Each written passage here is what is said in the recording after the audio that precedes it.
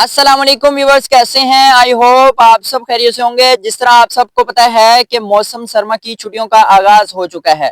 इस वक्त मैं जिस फसल के अंदर मौजूद हूँ, माशाल्लाह इनके जो ऊपर से फूल हैं सरसों की फसल के, बहुत ज्यादा हसीन लग रहे थे।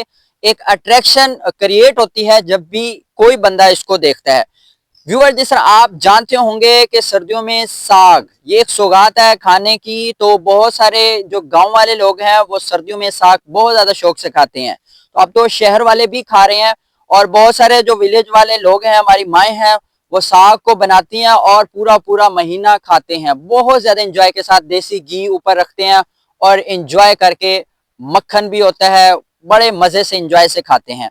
तो व्यूवर्स, एक बात यह है कि जो हम सरों पे ऑयल लगाते हैं सरसों का, तो ये जब बहुत सारे लोग इसको साग खाने के बाद जो बकिया जो ऊपर जिस तरह ये नजर आ रहे हैं, येलो येलो कलर के जो फ्लावर्स टाइप हैं, फूल नजर आ रहे हैं, तो इसके अंदर बीज होता है और बाद में यही बीज ऑयल की शक्ल में इख्तियार कर जाता है, जिसको हम सरों पे लगाते हैं।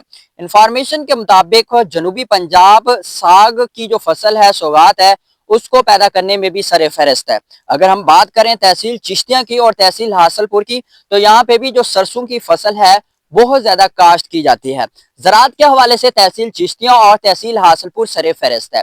बहुत सारे लोगों का यहाँ पे जरिया माश ज़राअत के साथ मुंसलिक है।